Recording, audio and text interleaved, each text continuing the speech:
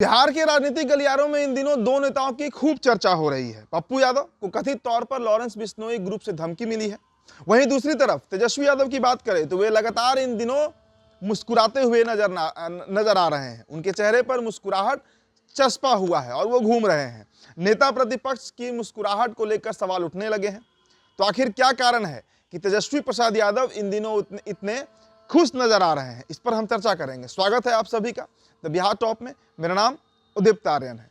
देखिए, विपक्ष के सीएम उम्मीदवार और नेता प्रतिपक्ष तेजस्वी यादव की मुस्कान कुछ लंबी ही खींचते चली जा रही है। ये मुस्कान तब उनके चेहरे पर आई जब एक पत्रकार ने उनसे पूछ दिया कि पूर्व केंद्रीय मंत्री और नीतीश कुमार के कभी सेनापति रहे आरसीपी सिंह ने नई पार्टी बनाई है। पार्टी का नाम आप सबकी आवाज है। लेकिन साल 2025 के विधानसभा चुनाव में महागठबंधन की सरकार बनाने का दावा करने वाले नेता प्रतिपक्ष तेजस्वी यादव जब इस सवाल के साथ मुस्कुराहट बिखेरते हैं तो राजनीतिक गलियारे में इस मुस्कुराहट के मायने निकाले जाने लगे कि आखिर तेजस्वी यादव आरसीपी सिंह का नाम सुनते ही इतने खुश क्यों हो गए। जब पत्रकार ने यह सवाल पूछा तो क्यों वे मुस्कुराने लगे, तो पहले जानते हैं कि तेजस्वी यादव ने आखिर इसका जवाब क्या दिया, यानी इस पर क्या कहा उन्होंने।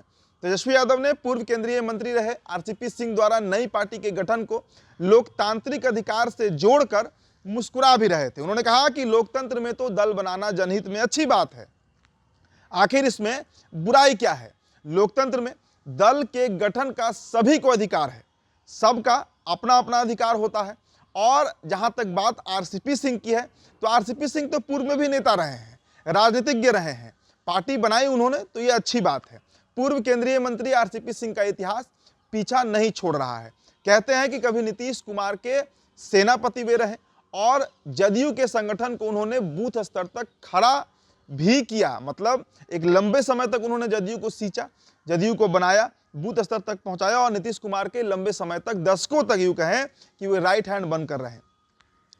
आरसीपी सिंह को साल 2022 में जदयू की प्राथमिक सदस्यता से बर्खास्त करना उन्हें काफी खल गया था और जब आरसीपी सिंह मई 2023 में बीजेपी में शामिल हुए तब राजनीतिक गलियारों में यह चर्चा तेज हो गई कि आरसीपी का जो एक बदला है वो शुरू हो चुका है।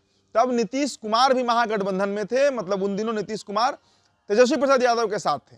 बीजेपी ने आरसीपी सिंह को लंबे समय तक भाव नहीं दिया और वे गुमनामी में चले गए थे। अब देखिए, आरसीपी सिंह बीजेपी में भाव नहीं मिलने से परेशान हुए। उन्होंने बदलापुर एक्सप्रेस सियासी पटरी से उतरते हुए देखा। जो बदला वो लेना चाह रहे थे, अब उन्हें ऐसा लगा कि अब वो खत्म हो जाएगा, तो उन्होंने अपना पटरी बदल लिया।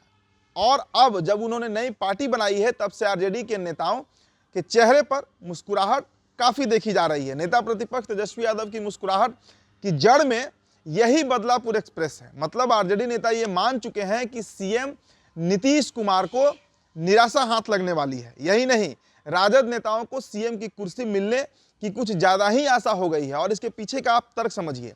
आरसीपी सिंह जो पार्टी बना रहे हैं, उस पार्टी में सबसे बड़ा हिस्सा और नेतृत्व जो है वो कोयरी कुर्मी को मिलने जा रहा है, यानी लवकुश को मिलने जा रहा है। और इसका सीधा नुकसान नीतीश कुमार को उठाना पड़ सकता है, क्योंकि चुनावी जंग में अगर आरसीपी उतरते हैं तो कोयरी कुर्मी वोट बैंक में बड़ा बिखराव हो सकता है। नुकसान नीतीश का होगा। आगामी विधानसभा चुनाव के मद्देनजर नीतीश कुमार के दो सेनापति के द्वारा पार्टी बनाकर चुनावी जंग में उतरने का नुकसान रणनीति के अनुसार तो एनडीए को ही होता दिख रहा है। हम प्रशांत किशोर को भी इसमें जोड़ रहे हैं। सेनापति रहे आरसीपी या प्रशांत किशोर, ये दोनों के दोनों अगर पार्टी बनाए और मैदान में है तो इसका हर्जाना नीतीश कुमार को ही भरना है। ये रणनीतिक रूप से बीजेपी और जदयू की चुनावी रणनीति से पूरी तरह वाकिफ है। चुनावी रणनीति से संबंधित जितने भी डॉक्यूमेंट होंगे वे पीके और आरसीपी के पास होंगे। इन आंकड़ों की बारिश, दलों की मजबूती और कमजोरी, सबकी जानकारी इन दोनों नेताओं के पास है। आगामी चुनाव में बीजेपी और जदयू की रणनीति काट निकालना जनसुराज और आशा, जो नई पार्टी बनाई गई है आरसीपी सिंह के द्वारा, उसके लिए कोई बेहद कड़ा काम नहीं होगा। फिलहाल इस रिपोर्ट में इतना ही। बहुत बहुत शुक्रिया।